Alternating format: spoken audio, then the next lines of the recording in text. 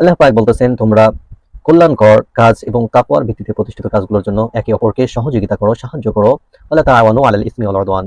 এবং পাপ কাজ, ঘৃণিত কাজ, অন্যায় কাজ, এই সমস্ত কাজগুলো থেকে একে অপরকে সহযোগিতা করা থেকে, সাহায্য করা থেকে বিরত থাকো।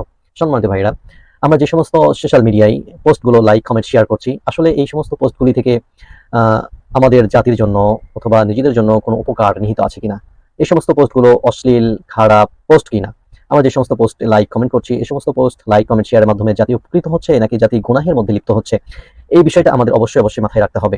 যদি আমি কোনো ভালো পোস্ট লাইক, কমেন্ট, শেয়ার করি, তাহলে অবশ্যই এই পোস্ট যতদিন থাকবে, যত মানুষ দেখবে, উপকৃত হবে, অবশ্যই সেখান থেকে আমি সদকায়ে জারিয়া হিসেবে সওয়াব পেতে থাকবো।